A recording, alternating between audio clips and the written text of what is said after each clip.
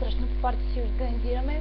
Значи бехме първо навънка, после бехме навътре, после пак ходихме навънка. Кажи по-тръпно. Бехме по центъра. Лондонски, ма екстра.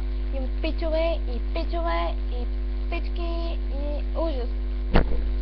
Има там някакво сладки момчета, ама не са много. Ходихме в един общ магазин, имаше да ми помогне.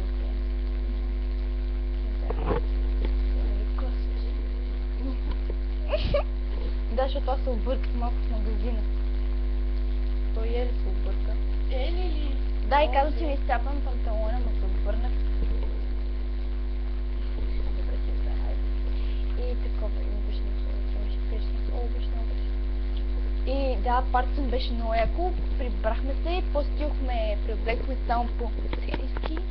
Няма да ти покажа филма долу, да вземаш всеки път, не може да се бъде. Много дълго клип правя. Значи, посетихме на Райграта.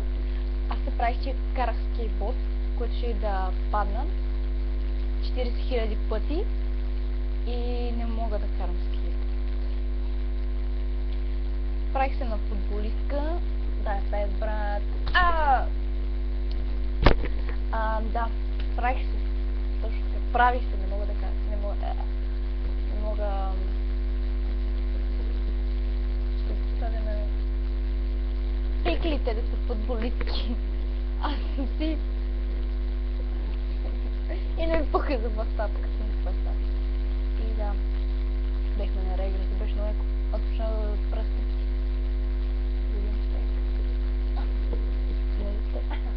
Павнико. Не мойте се насмиваш после някои мокри сънища.